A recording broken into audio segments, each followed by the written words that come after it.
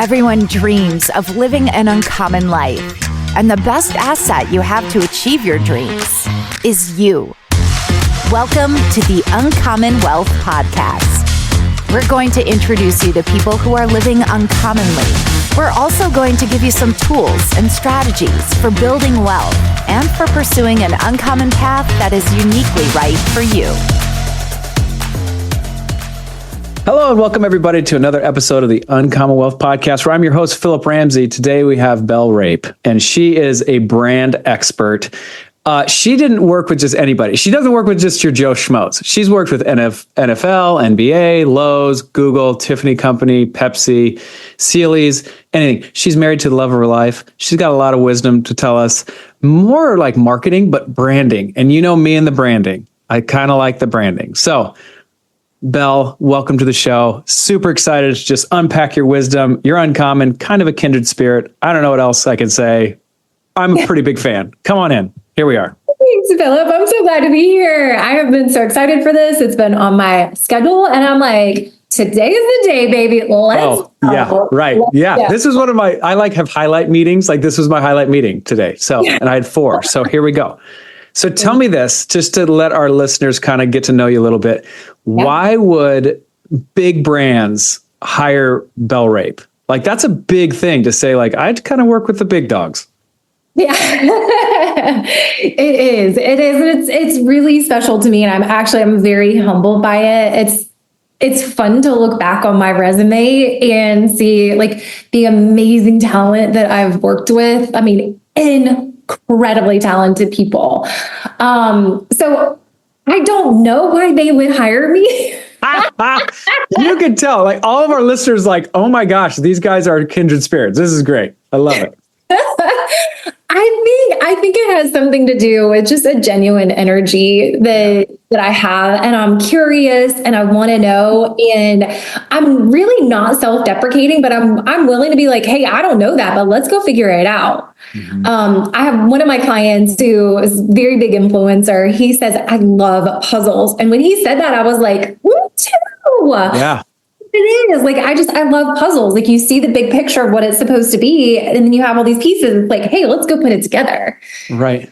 So when you get to put it together. Yeah. When you get hired by one of these companies or individuals, like what is your process to take them through kind of like, hey, let's talk about what your brand is.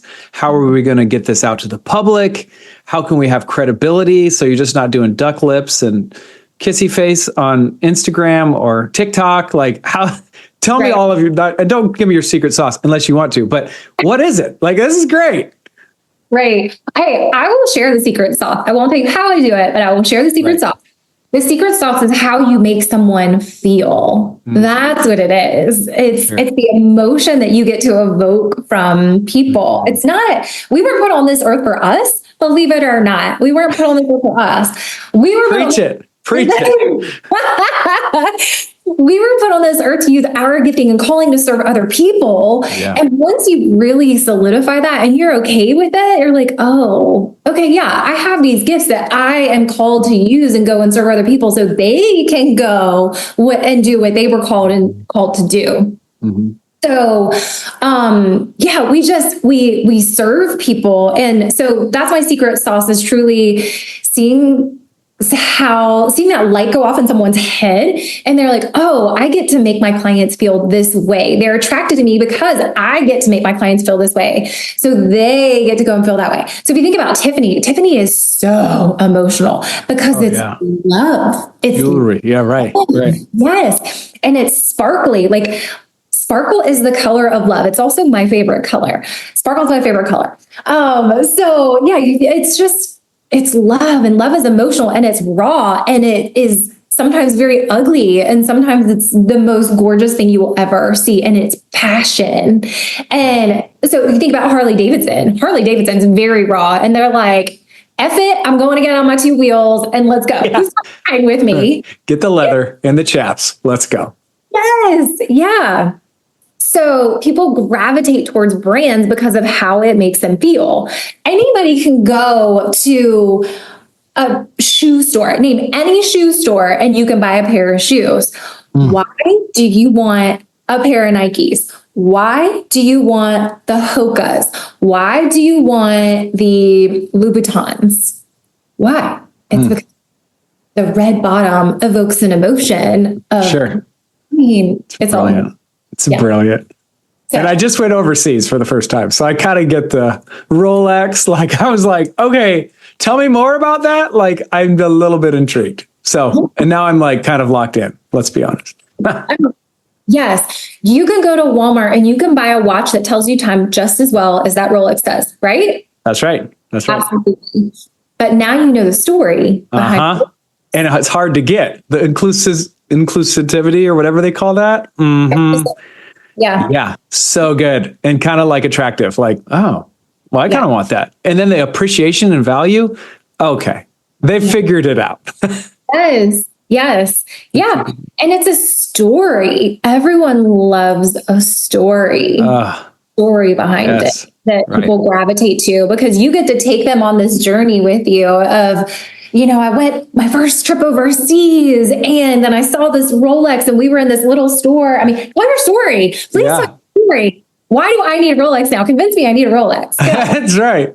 That's right. That's good. Okay. So tell us your story. So how did you get in this? And then eventually I want to be like, well, how in the world did you how do you run a business around that? Like, how do you come up with your business model? But first, you had a story that got you here. Have you always been running your own business? Have you always been entrepreneurial? Have you always been uncommon? Is kind of the way I look at it.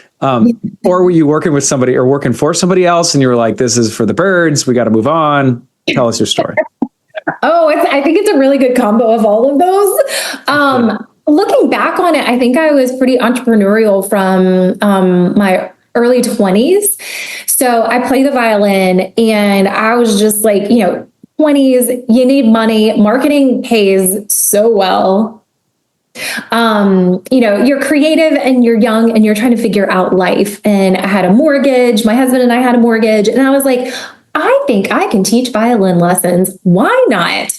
So that was my first business. Taught violin lessons, and then it went on from there.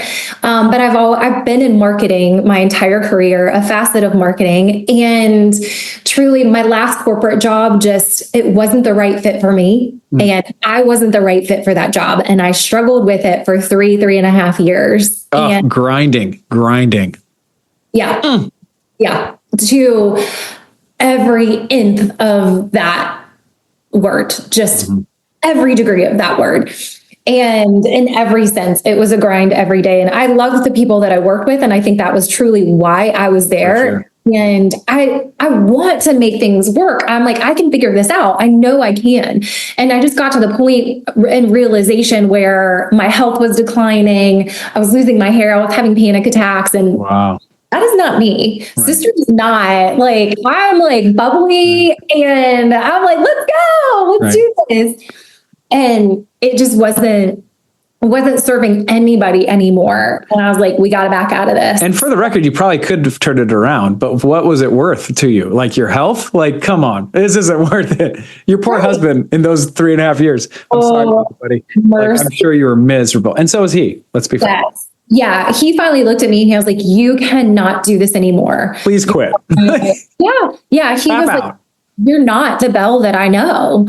And that was terrible. Like I was present for family functions and holidays, but my brain wasn't there. I was constantly thinking about work. I was never on vacation. I was never fully on vacation. And they didn't pay me for my vacation. Please. No.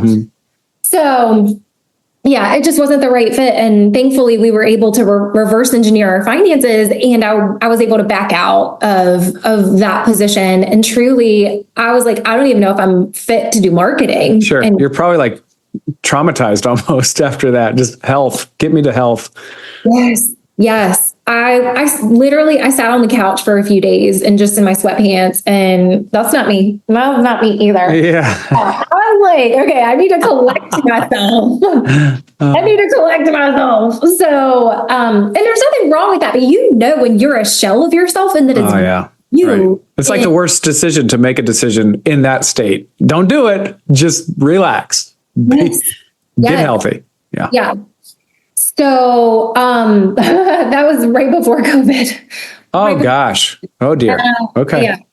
But, thankfully, looking back on everything, God had an ultimate immaculate plan for my life. And he brought people back into my circle who were in my circle of networks. And they said, Belle, we need you to come in and work on this project. You got time for us? And I'm like, I can do that. Let me look. Let me just check out. I'm free. I'm free. Surprisingly, I can help you. Yeah. Yes. Yeah. Good. So, okay, so let's talk about that. Now we're in this point where like somebody's like, hey, we need help. And you looked at your calendar and crazy, you were free. And then how do you say like, okay, what's your price point? Like, what do you do when you step into that? One, you came from a traumatic state. You're kind of getting through the health, but you're seeing the lay of the land. Probably COVID's happening. yeah. How do you price yourself your first entry back into this new gig? Fascinating to me.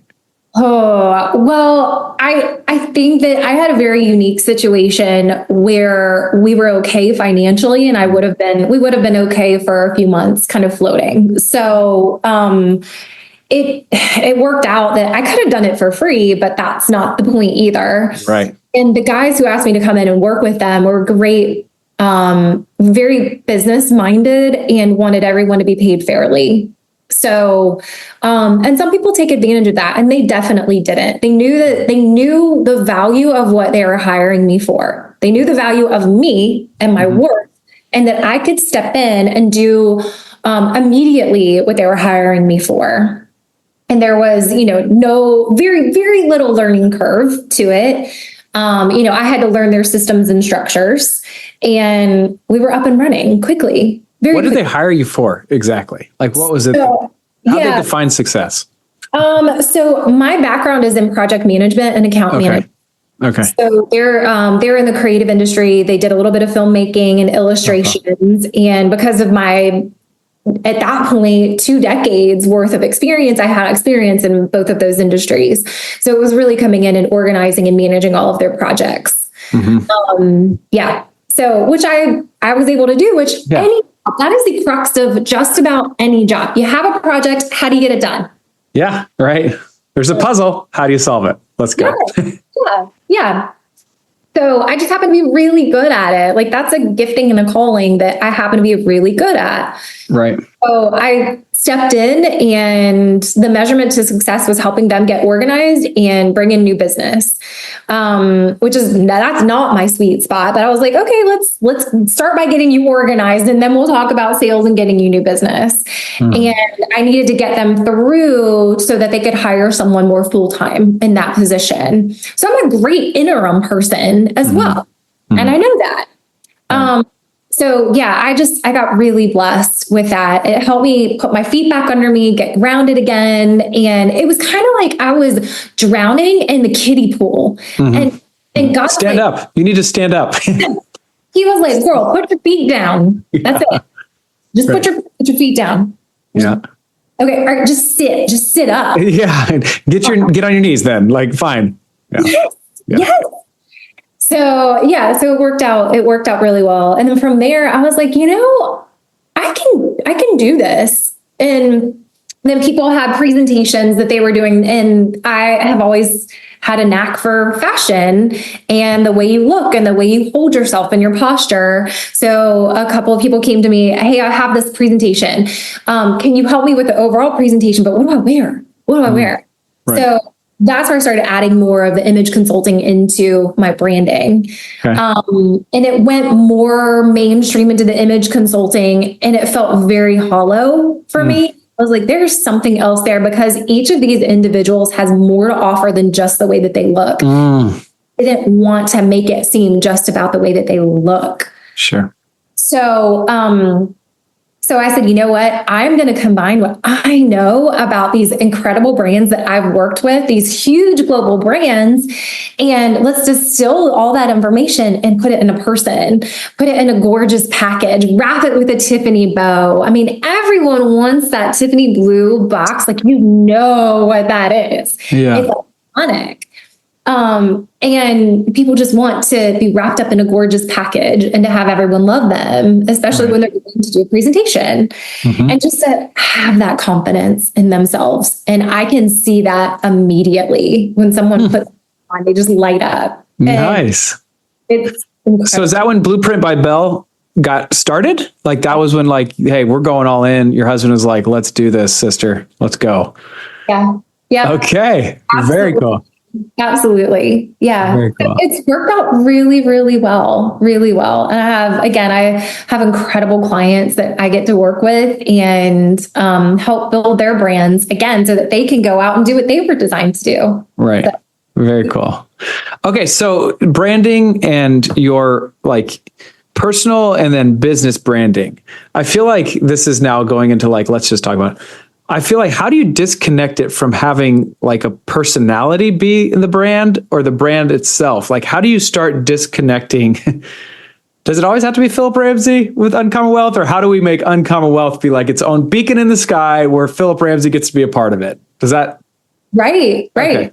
Yeah, absolutely. And I get asked this quite a bit because your business name is not your name. Then there can be a really great differentiator between the two. Okay, good. But you are the face of your company, so people want a part of you. Right.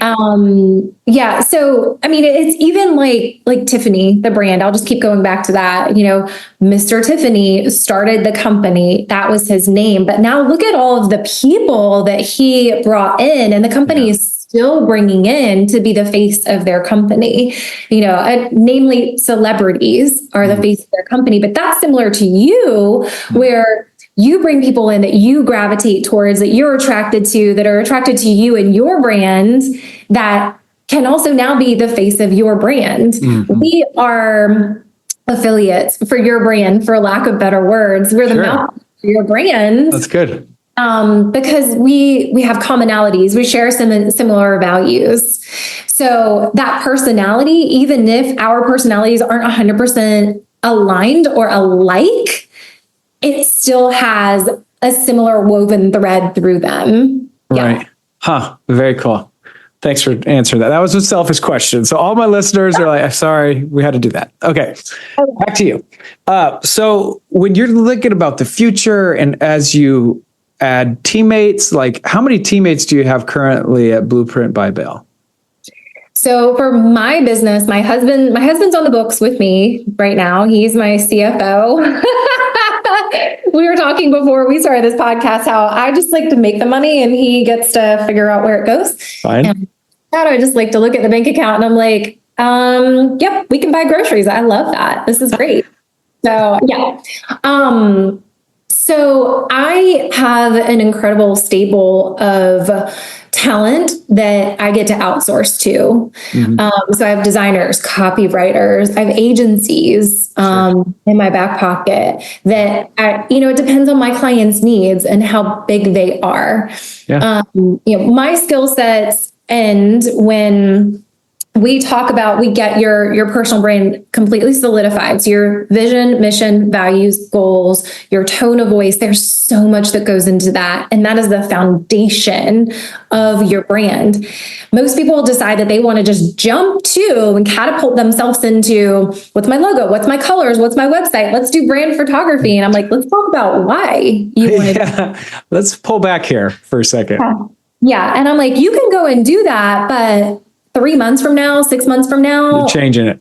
Yeah, absolutely. So I don't want them to waste their money jumping straight into those things without really knowing and solidifying who they are inside their brand. Mm-hmm. So once we get them there, I can then project manage that job, building a website, building a logo for my clients.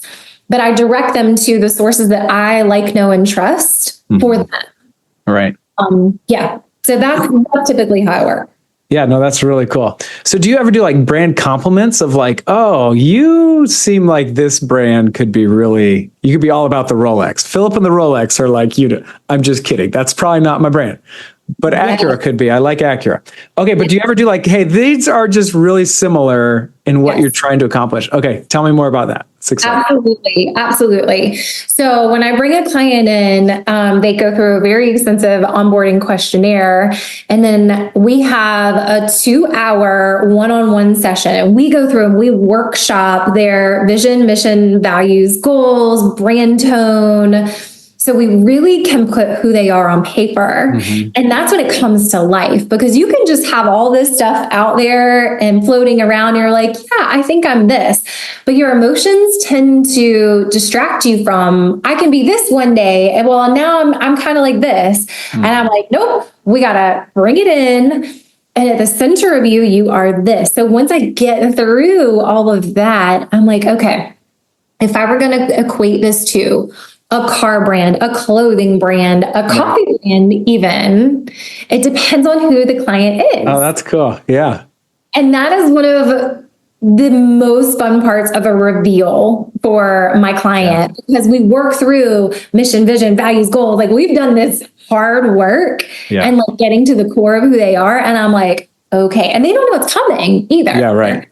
Like, okay, I've distilled this and I put all of this information in. And at the end of the day, I really think this is who you are. So for example, I was working with a client just yesterday. We had her 2-hour one-on-one session, and we got to this point and I was like, are you ready? I mean, she was so excited. She was like, yeah, I bet. You got to like go to the next page. I got to see this. I got to see this. Phillip, when I got there and I unveiled Christmas, she was like, what? Yes. This is amazing. I mean, that was her literal reaction to it. Wow. And I feel so blessed when I get to see that from people. Yeah, that's cool. Like, very cool. This is my life. This is my life. I love this. I love it. Yeah. So cool. Okay, so you work with individuals and companies, right? Yep. By different price points. Where are we dealing with, like, give me a ballpark, because like this, who knows when this is going to air, and your prices will probably skyrocket, like Jesse Cole for Savannah Bananas. But like, where are we at currently, or give me like a ballpark for individuals and then companies? Yeah, individuals right now, I have an incredible program that I just, I put together and launched it a few months ago, and it is like gangbusters. I can't keep up with it. Like, I'm booking people left and right, which is a great problem to have. Right. And I understand the value. Raise the price. I know. And I have ones already. And people keep coming and they're like, I don't care. Like, I will pay you. That's good. Come on. Let's go. So that starts at $1,350 for individuals, and it's a 3-month minimum commitment to it, but they get so much in it. So they get a color analysis, a body type analysis, and I tell you what clothes look great on you. I mean, who doesn't want to just be able to walk into a store and be like, oh, this is this t-shirt that is going to look great on my body type, right? Yeah, right. And so they get all that. I have a custom app that they have on their phone that basically has their full wardrobe on their phone for them. I shop for them. And then we get into everything that is in their personal brand: mission, vision, values, goals, who they are as the brand. And at the end of the day, it's like a 50+ page document for them that is like, Phillip, the brand. Sure. Yeah. And it tells That's you awesome. go out into your daily life. And then I give you, who is so tired about thinking about what to post on social media every month? Everybody is. I just hired somebody for that. It's exhausting to me. So yes, I'm tired of it. Yeah, I get it. Yeah, I know what goes into this because I've managed social media before. In a past life, I started an entire social media department for a national company. I know what goes into it. It is work. It is exhausting. Right. Yep. Somebody was recently, one of my daughters, so my daughter's 15. She was like, I want to be an influencer. I was like, I don't know if you really do. Like, I was like, you don't really want to do that. And she's like, what do you mean? I was like, those poor people like are enslaved to their phones and like posting and thinking about it. It's like, it's exhausting.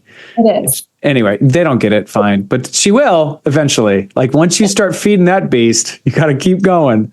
You do. It's ongoing. It truly, truly is. And people get burnt out on it so quickly. So part of the package that I have, once I've gone through and I figure out who you are and what you want to talk about and who your audience is, I give you 10 pieces of content a month. I tell you, hook, the caption, what to say, how to film it, and your hashtags. Wow. All you have to do is push the record button on your phone and say it. That's it. Very cool. So it becomes a transformation for my clients because they now have something that's like, that's tangible. That says, this is me as a brand. So whenever I show up somewhere, I can be so secure and confident and love who I am, no matter what situation I am in. I can go into a room and it doesn't matter who's acting up, acting ratchet, being crazy, or whatever it is. I can still be me. I'm who I am. Right. So good. So good. It's so fun. Belle. I mean, I knew we were going to have a good time, but let's be honest. This is so good. I think like as soon as I become like uber wealthy, this is what I like to do because I've had it happen to me. And I was like, I love this thing. These people know me. And it was an Acura magazine that they sent out once a quarter. And every article in that, Belle, I was eating it alive. Like, I'm not the greatest reader, but like, man, that book, like it was like dog sledding. I want to know about dog sledding right now. Or architect, like, how do you know me right now? Like, that's awesome. So I think they did a really good job of that. And I was always like, man, how much would I have to pay to get something like that in the hands of our clients at Uncommon Wealth, where they're like, I can't wait to get this article or this magazine. It's like nice quality. It's something that I cherish. Like that was this Acura magazine. I was like, I am such a Gomer. Well, I still like Acura to this day because of that, probably because of the car, but also the magazine. Like, I'm like, why don't they bring the magazine back? Well, because it's too much money, Phillip. But anyway, I was like, I want to be different. I want to be uncommon. And that's something in the back of my mind is like, I want to have a brand that people associate with, not just because like, oh, that's my beacon, but also like the stuff they send out is like top notch and it just fits. Yeah. You get it. Yes. If it's you, if it's your brand and who Phillip is to a T. And that's what made them unforgettable in your brain. Yes. Living in your brain. Come on. Rent free. Rent free. Take it. Take my money. Yes, absolutely. Well, when I worked with Tiffany, so story time, I love it. Can we go down story? Yeah, let's go. Story. So when I worked at Tiffany, we put together what we called a blue book every year. Okay. Once a year, this book would come out and it went to the creme de la creme of clients. And it was a square book. It was Tiffany blue. We photographed the highest end jewels and creations that the company owned. And seeing how seeing how our copywriters put words on a page that described these incredible jewels and creations from our master creators who took like hours and hours and hours to put this stuff together. I mean, it was so luxurious and decadent, and you wanted to just swim in it. And we would get into a conference room. I mean, I worked on the marketing team where I was able to sit in on the proofreading for this and proofread these catalogs that went out. Wow. To a conference room and sit around this huge table and someone would read aloud and we would all proofread. And it's just like, how does someone's brain come up with these amazing words? So good. Tools. And I mean, people would just wait for this catalog to come out, just like your Acura catalog. That's like, I don't know anything about dog sledding, but I feel like I immediately need to know. Yes. Yes. Yeah. I don't know anything about this specific stone right here, but now I need to know immediately where it came from, how it was gathered and how it got into the hands of the master craftsman and then what they do with it. It started out this size and now it's this and it has X amount of fat. I'm like, yeah. Come on, let's go. Yeah. Like those are the passions that make people come alive. And that's what you want your brand to do for other people. Right. when, like, man, you don't have to have so much money right now to do that. You are doing that right now with the podcast, for the people that you bring onto your podcast. People are like, your podcast is your magazine. Your podcast is your magazine. People want to listen. Yeah. Oh, that's so good. Okay. Okay. I love that we go back and forth to story time to business. So sorry, stay with me, everybody, including you, Belle. How do you scale your business? Like, it seems like you have a lot in your head. Like, how do you scale it? Like, let's say, like, it's hard probably for you to say no to people, especially when you want to help so many, because I can relate. Okay. But at some point you just can't help as many people as you want. So you have to somehow like duplicate Belle into somebody else by processes or however you do it. But like, that's my question. How do you scale Blueprint by Belle? Yeah, this is such a great question. And there's a couple avenues that I am considering taking it down. I can teach people how to do the things that I am doing.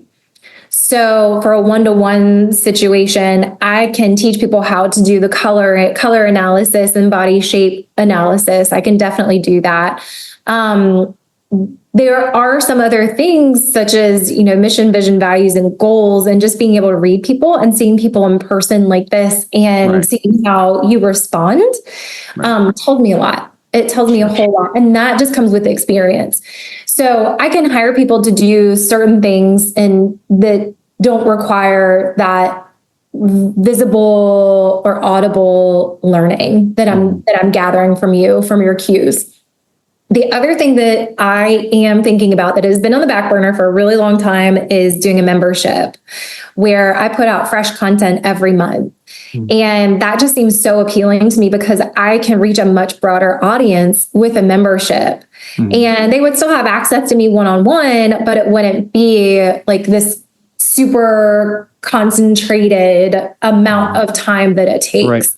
They're still getting the incredible download that I can offer from my experience and, my humble opinions and my expert experience that I have just from being in the industry for so long.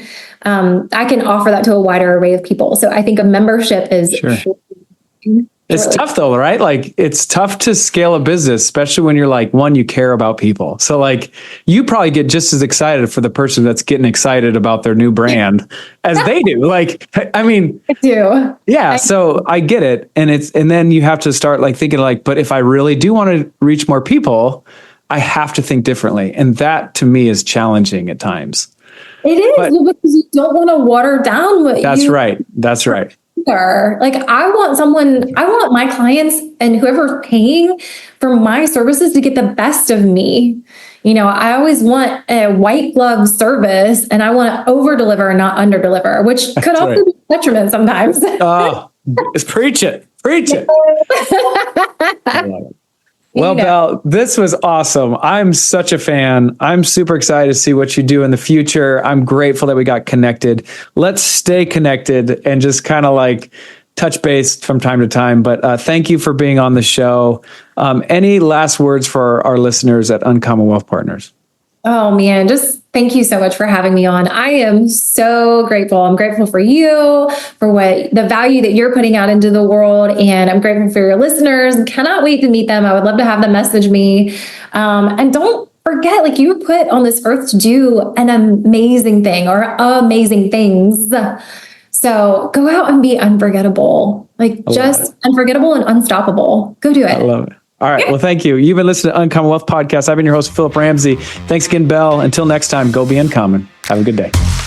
That's all for this episode, brought to you by Uncommon Wealth Partners.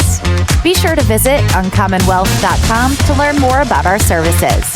Don't miss an episode as we introduce you to inspiring people who are actively pursuing an uncommon life.